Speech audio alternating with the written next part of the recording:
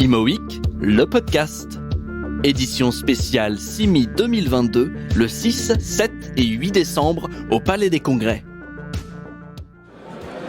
Allez, nous sommes au CIMI, mais nous allons quand même prendre la direction de Val d'Europe Agglomération et de Disneyland Paris, puisque nous sommes en compagnie de Philippe Descrouet, président de Val d'Europe Agglomération. Bonjour Philippe. Bonjour. Merci de nous faire le plaisir de participer à ces interviews sur le CIMI pour Imo Week. Vous êtes en bonne compagnie, puisque Christophe Giral est à vos côtés. Christophe Giral, directeur immobilier de Disneyland Paris. Bonjour Christophe. Bonjour Eric, merci de nous recevoir. C'est un grand plaisir de vous avoir tous les deux ensemble, qui plus est. Alors Philippe, on s'était vu l'année dernière, dans ce même lieu, il y a tout juste une année, vous lanciez avec Val d'Europe Agglomération, Val d'Europe Fields of Opportunities. Est-ce que après on peut faire un petit point sur ce Fields of Opportunities? Oui, bien sûr Eric, on peut faire un point extrêmement positif, puisque je le rappelle, on a été une interco qui avait envie de s'associer à Disneyland et en l'occurrence à Real Estate Development by Euro Disney, qui est le développeur du Val d'Europe avec les collectivités locales et l'établissement public. Et on souhaitait, nous, s'impliquer complètement et peut-être se dire que le Val d'Europe, aujourd'hui, c'était aussi pas qu'un parc d'attractions et un périmètre Disney, mais qu'il y avait tout un secteur avec des communes nouvelles qui nous avaient rejoints. Et on avait donc échangé avec Disney pour mettre en place ce partenariat. Ça a été une grande discussion. Et au final, on l'a acté et le bilan est extrêmement positif puisque on a pu faire les choses ensemble. Disney a bien compris qu'on était dans le sens de valoriser le territoire d'une manière à la fois sur leur périmètre et autour. Et on le voit, aujourd'hui on parle de plus en plus du Val d'Europe et on parle du Val d'Europe dans un tout et non plus dans un territoire qui serait le territoire d'un parc d'attractions, ce qui ne servait pas forcément non plus les intérêts de l'opérateur Disney en matière d'immobilier d'entreprise par exemple. Et alors, Christophe peut peut-être rebondir, mais extrêmement positif. On a travaillé avec des cabinets communs et aujourd'hui, pour la deuxième année, on s'affiche ensemble. Et sincèrement, non seulement je ne regrette pas, mais on a encore beaucoup à faire. J'imagine, parce que le projet immobilier, évidemment, ça prend du temps. Il faut toujours le temps de s'installer. Mais Christophe, vous aussi, vous avez ce sentiment que les choses avancent bien. Ah oui, alors pourquoi ? Parce qu'on capitalise tout simplement sur 35 ans de partenariat public-privé hors norme, de cette coopération formidable entre cette dynamique initiée au départ, Philippe le rappelait, par le tourisme, mais qui transcende ce tourisme, puisque cette diversification économique, elle s'est opérée. Alors, quelques chiffres qu'on vient de dévoiler à l'occasion du CIMI. Rendez-vous compte, depuis le 1er janvier de cette année, nous aurons accueilli 882 nouvelles entreprises sur ce petit bout de France. 882 entreprises, ça c'est le nombre d'implantations. Si on considère les entreprises implantées ou créées à Val d'Europe, moins les entreprises qui ont disparu malgré elles, c'est la vie économique des entreprises, ou qui ont quitté le territoire, ce sont plus 550 établissements qui sont implantés à Val d'Europe.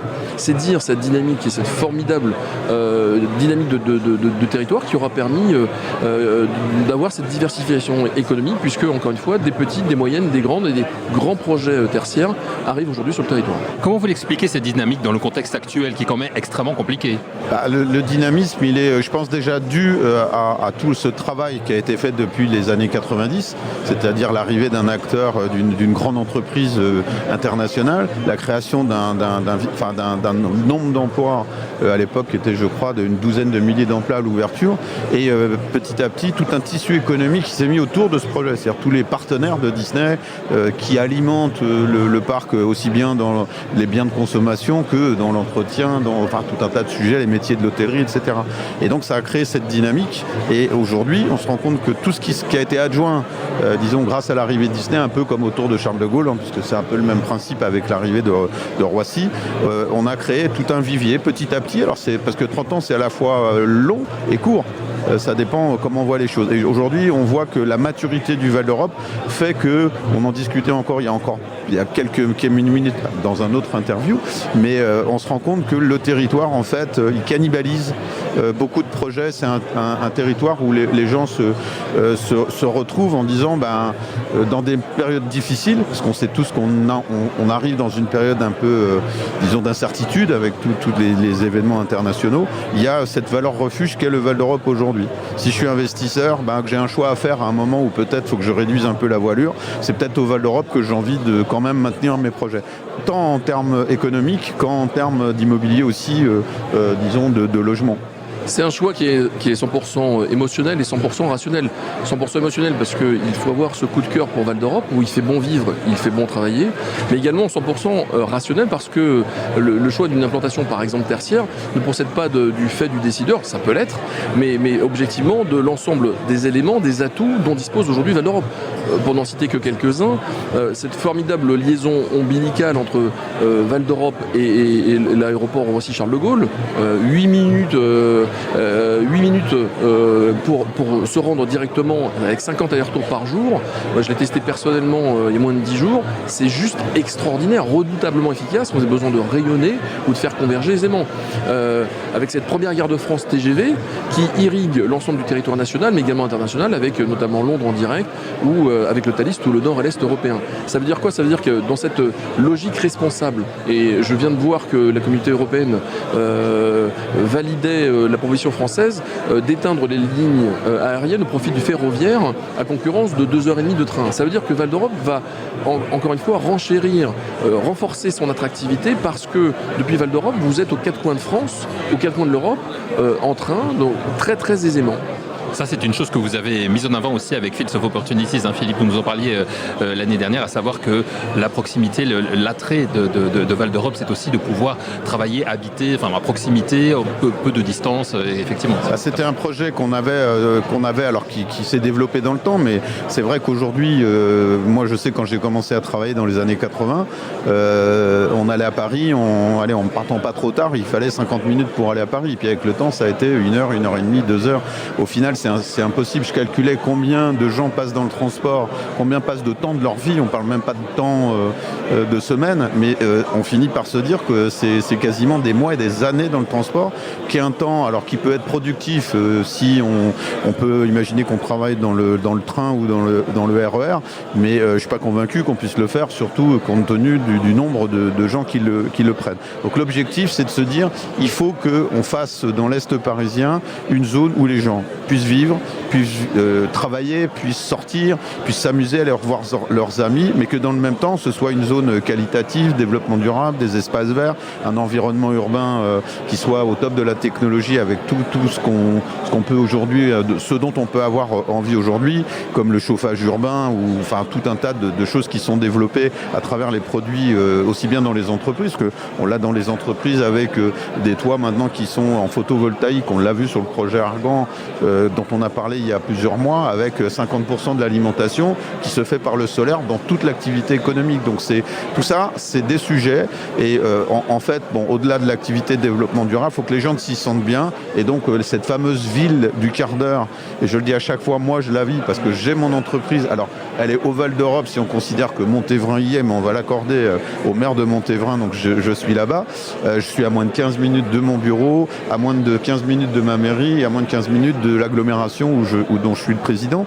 Et tout ça, mais on ne se rend pas compte le temps que je peux consacrer utilement à mes administrés, à tous les projets qu'on développe ensemble. Et c'est ça qui est important. Il y a trop de temps de gaspiller aujourd'hui dans le transport. En plus, c'est pas tellement développement durable que de prendre sa voiture pour aller à des rendez-vous tout le temps, alors qu'on peut tout faire entre nous. Et donc, oui, ce qu'on défend, c'est ça. On dit plus d'un quart des habitants qui vivent au Val d'Europe y travaillent. L'objectif pour nous, les collectivités locales, c'est qu'on atteigne progressivement 30%, 35% ou 40%. Et là, on pourra dire qu'on a réussi parce que du coup, on va désengorger à la fois l'autoroute, à la fois le train, dans tout ce qui est contraignant pour les usagers. Dans l'univers tertiaire, on parle beaucoup de l'environnement de travail. Nous, on le crée. On le crée à l'échelle de la ville depuis 30 ans. La ville du quart d'heure dont parlait Philippe à l'instant, au quotidien, ça permet de diversifier l'ensemble des commerces et services dont ont besoin les salariés, la crèche pour ses enfants, l'agence de voyage pour partir en vacances, le pressing pour son costume. Et donc, tout ça est au pied de son bureau, dans un environnement qui est très qualitatif. 30% du territoire sont des parcs et jardins, bénéficient de liaisons douces. Et là, Val d'Europe Agglomération, je rends hommage à Philippe, à côté de moi, 60 km de pistes cyclables sont lancés actuellement pour interconnecter l'ensemble des villes qui sont déjà pourvues de pistes cyclables. Donc on aura plus de 80 km de pistes cyclables sur le territoire, ce qui fait que par des liaisons douces, on va pouvoir en plus interconnecter l'ensemble des centralités qui ont été créées. Voilà. Donc c'est au quotidien cette qualité de vie qui était une promesse il y a quelques années, qui est désormais une réalité et qui fait que les entreprises aujourd'hui cherchent à réinventer, réenchanter le lien entre l'entreprise et le collaborateur. Il faut refaire venir les gens au travail, l'entreprise et ses clients, bien évidemment, et l'entreprise et ses fournisseurs, ses partenaires. Je confirme, effectivement, vous avez raison sur la qualité de vie. Ayant vécu quelques temps à proximité de Val d'Europe, je peux témoigner de cet état de fait. Mais justement, quand on se développe comme vous vous développez, quand on a une vraie politique de développement durable comme vous l'avez aussi et qui est réelle également, comment on fait? Puisque le problème aujourd'hui, c'est quand même le foncier. Est-ce que vous avez une amplitude? Quelle est votre amplitude au niveau de la réserve foncière aujourd'hui? Alors pour nous, Disney, on est à mi-chemin du potentiel foncier des près de 2200 hectares qui sont alloués au projet. Val d'Europe, c'est un territoire qui est encore plus grand sur la communauté de l'agglomération. Simplement aujourd'hui, on est à mi-chemin et j'allais dire, on rentre dans la meilleure des deux moitiés puisqu'il nous aura fallu finalement 30 ans pour ancrer le tourisme, l'hôtellerie, le shopping. Le centre commercial Val d'Europe et la Vallée Village est un des plus gros succès commerciaux européens. C'est certes une très belle offre, une des offres les plus pléthoriques qui existent, mais on oublie souvent que c'est un succès extraordinaire d'expérience lorsque vous avez du shopping à faire. L'hôtellerie, Val d'Europe est devenue la deuxième ville en dehors de Paris, intramuros, en termes d'inventaire hôtelier. Donc c'est dire le poids économique qui s'est déployé sur le site et qui permet encore une fois de servir ces projets. Aujourd'hui, les fonds baptismaux ont été créés et on ne fait qu'accentuer dans cette deuxième moitié de la convention qui nous lie les projets qui vont renforcer l'ensemble de ce beau projet. On a justement peut-être quelques exemples. Vous avez quelques exemples à nous donner de projets qui vont arriver, de développement? On vient d'ouvrir une belle entreprise américaine qui fait des voitures électriques. On parle de Tesla, pour ceux qui ne le connaissaient pas. Sur le site, qui est un choix stratégique de cette entreprise, qui est dans les énergies renouvelables, dans la mobilité. Donc ça, ce sont des axes de diversification qui nous plaisent beaucoup, nous, sur la mobilité, sur le développement durable appliqué à monsieur et madame tout le monde, et sur l'énergie, qui est un sujet d'actualité évidemment, ou encore est en cours de construction, on l'avait évoqué ensemble, le centre de formation Europe, Moyen-Orient, Afrique du groupe Deloitte, premier groupe de conseils au monde, qui prodigue de très bons conseils puisqu'ils se sont conseillés eux-mêmes le choix de Val d'Europe. Je tiens à le souligner, parmi 88 sites, 8 ans de consultation pour choisir Val d'Europe. De 88, nous sommes passés à 40, à 20, à 10, à 5, et on gagne en finale, nous, petits poussets, il faut le reconnaître, contre des mastodontes que sont Bruxelles, Amsterdam ou Londres. Donc c'est dire le poids stratégique que revêt désormais Val d'Europe par rapport à ces opérateurs de premier plan internationaux qui cherchent, encore une fois, un barycentre qui concilie l'environnement de travail, l'environnement de vivre, avec, encore une fois, cette accessibilité redoutable à l'échelle européenne. Avec une vision à long terme qui est la vôtre, Philippe Descrouet, en tant que président de Val d'Europe Agglomération, c'est important justement d'avoir cette vision-là. Oui, c'est important. Après, c'est vrai que la vision de long terme, c'est difficile quand on est 35 ans plus tôt, puisque aujourd'hui, on fête cette année, on a fêté les 35 ans à la fois de Val d'Europe Agglomération et de la création de l'établissement public EPA France et de la collaboration avec Disney dans cette fameuse convention qui liait l'État et cette entreprise. Mais il y avait déjà une vision, mais cette vision, ce que je dis toujours, c'est que, vous savez, la vérité d'il y a 35 ans, c'est pas celle d'aujourd'hui. Et donc, ce qu'il faut, c'est être en permanence en évolution. On le voit aujourd'hui, on parle de réchauffement climatique aujourd'hui, il y a 35 ans, personne n'en parlait. On parle de développement durable, il y a 35 ans, personne n'en parlait.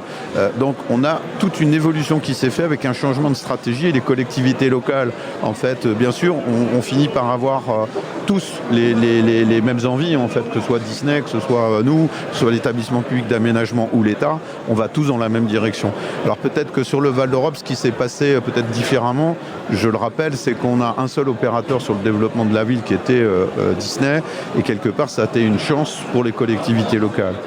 Pourquoi ? Parce qu'on n'a pas une multitude de promoteurs ou de projets qui ne sont pas forcément en accord les uns avec les autres, avec aussi des intérêts qui sont divergents, qui peuvent être de l'intérêt particulier et pas de l'intérêt général. L'avantage, c'est que nous, on a le même interlocuteur, même si certains ont changé bien évidemment au niveau de l'entreprise, mais on a le même principe, le même interlocuteur depuis 35 ans. Et ça fixe un cadre qui est complètement différent. Ce qu'on a changé aussi, c'est peut-être la manière de travailler ensemble, de plus s'écouter, de plus travailler et disons que d'œuvrer pour un bien commun qui est en fait aussi le succès de Disney demain, puisque je rappelle que Disney a souhaité maîtriser le développement autour de son parc d'attractions. C'était une condition que l'État a acceptée en lui confiant l'aménagement sur plus de 2200 hectares. Et aujourd'hui, le bilan, qui était très contesté au départ, je le rappelle, est extrêmement positif pour nous. Et ça l'est encore plus parce qu'aujourd'hui on est vraiment peut-être plus impliqué, mais il y a 30 ans ou 35 ans, comment vous vouliez impliquer des communes qui avaient 350, 500 habitants. On a acquis nous aussi les élus locaux une expérience et une expertise. Moi-même j'ai 22 ans de mandat avec un mandat sabbatique. Vous savez aussi que je suis chef d'entreprise, donc j'amène aussi peut-être cette vision et cette compréhension du monde économique dans un monde un peu complexe qui sont les interlocuteurs, quels sont les textes, etc. Vous savez qu'en France, rien n'est simple. Nous, on essaie de le simplifier et avec cette vision qu'on a, en fait, elle devient quasiment, j'ai envie de dire, totalement partagée et commune, et même au sein de l'entreprise Disney à l'intérieur de son parc. Et donc, moi, je pense que je fais un satisfecit total, même si le monde n'est jamais parfait, parce qu'il faut se remettre en question et avancer. Mais globalement, oui, on porte ce projet et on a l'ambition. Et juste pour terminer, parce que je suis déjà très long, il y a un côté très exponentiel aujourd'hui dans le développement économique du territoire et même du développement urbain. C'est qu'on est arrivé à maturité qui fait qu'aujourd'hui, oui, c'est the place to be, forcément, l'endroit où on peut vivre, travailler, etc. Et les gens aujourd'hui le comprennent. Et c'est pour ça qu'on a décidé, nous, avec moi à la tête de l'agglomération, de mettre de gros moyens pour bien montrer cela aux gens et fédérer et faire rendre Val d'Europe avec ce Fields of Opportunities, tout le monde dans le même bateau, leur donner envie de venir nous rencontrer. Et tout cela grâce à une agilité qui est la vôtre depuis toutes ces années, accentuée peut-être par la crise qui ne vous a pas épargné chez Disney Christophe. Donc effectivement, c'est important de réagir, de rebondir. Il faut toujours être en mouvement, il faut toujours être agile. Cette coopération publique-privée, elle permet quoi ? Elle permet d'innover ensemble. Quand on invente avec Val d'Europe Agglomération et EPA France, l'aménageur public en titre, ces boucles de chaleur, par exemple, on utilise la chaleur des data centers pour pouvoir créer des boucles de chaleur de réseaux de chauffage urbain. On n'a pas attendu que le prix de l'énergie soit en hausse.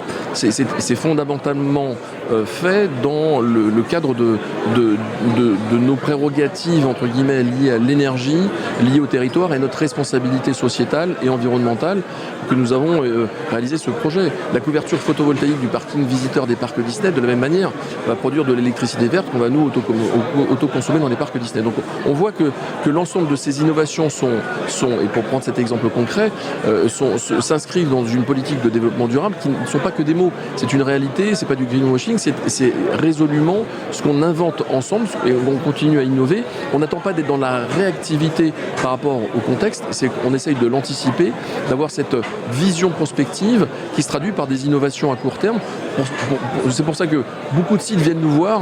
On est beaucoup copiés, jamais inégalés évidemment, sur ce beau territoire, parce qu'encore une fois, on a créé ce modèle urbain de cette ville hybride, de cette qualité de vie au quotidien que beaucoup appellent de leur vœu, mais on concrétise aujourd'hui à Val d'Europe. En tout cas, quand on vous écoute tous les deux, on a le sentiment que vous en parlez avec une telle passion. On sent que vous avez beaucoup de plaisir aussi à travailler et à faire tout cela sur le domaine du Val d'Europe.